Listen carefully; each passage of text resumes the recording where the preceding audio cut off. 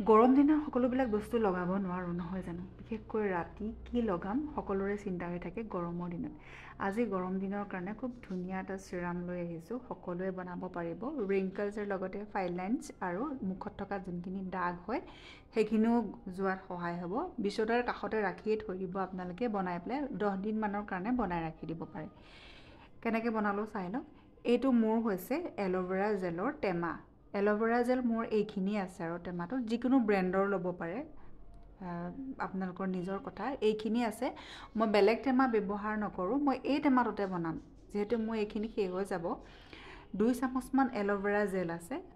যিকোনো ব্ৰেণ্ডৰ ল'ব পাৰে কৈছোৱে আৰু কিছুমানে ক'ব যে ঘৰৰ এল'ভেৰা জেল ল'ম নে নল'ব সেইখিনি ব্লেণ্ড কৰি ভালদৰে স্মুথ কৰি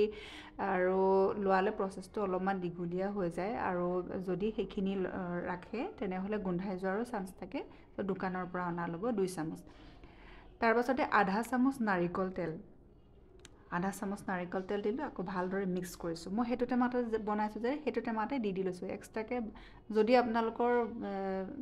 বেছি থাকে তেনেহ'লে বাতি এটা উলিয়াই পেলাই এনেকৈ লৈ ল'ব এতিয়া গ্লিচাৰিন দিছোঁ মোৰ কম্বিনেশ্যন হয় মই 3 নাইবা 4 টোপাল দিছোঁ যদি বেছি ড্ৰাই স্কিন হয় তেনেহ'লে 5 টোপালমান দিব আৰু যদি অইলি স্কিন হয় আপোনাৰ তেনেহ'লে মাত্ৰ 2 টোপালমান দিব ঠিক আছে এইখিনি ভালদৰে মিক্স কৰিলোঁ তাৰ পাছতে এয়া হৈছে মৌ একেবাৰে আধা চামুচতকৈ কম মৌ দিছোঁ আৰু এইখিনি ভালদৰে মিক্স কৰিছোঁ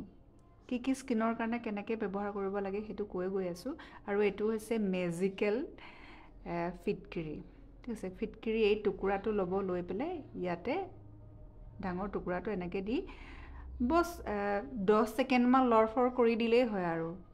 ফিটকিৰি ব্যৱহাৰ কৰোঁতে এই 1 মিনিট নাইবা 2 মিনিট সময় এনেকৈ লৰাই মই 10 ছেকেণ্ডমান কৰিছোঁ আৰু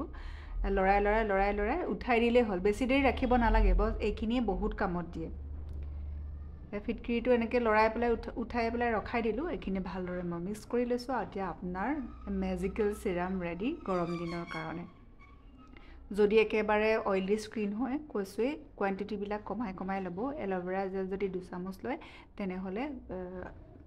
নাৰিকল তেল একেবাৰে আধা চামুচতকৈও কম ল'ব তেনেকৈ কোৱান্টিটিবিলাক কমাই ল'ব মোৰ এতিয়া কম্বিনেশ্যন স্কিন হয় যদি ড্ৰাই স্কিন হয় অকণমান বেছিকৈ ল'ব বেছিকৈ নহয় এইটো আপোনালোকৰ বিচনাৰ ছাইডতে থৈ দিব খুব ধুনীয়া হয় এবাৰ লগাই চাব ৰিংকলছ ফাইন লাইনছ দূৰোৱাৰ লগতে মুখত যোনবোৰ দাগ আছে সেইবিলাকো আঁতৰ হ'ব আৰু কেনেকুৱা স্কিনত কেনেকৈ লগাব লাগে সেইখিনি মই জনাই দিলোঁ বহুতে বিচাৰি আছিলে ভিডিঅ'টো যদি ভাল লাগিলে লাইক এটা কৰিব কমেণ্ট এটা কৰি জনাব কেনেকুৱা পালে আৰু যদি উপকাৰ হয় বুলি ভাবে আপোনাৰ প্ৰফাইলত ছেভ কৰি ৰাখিব যাতে হেৰাই নাযায়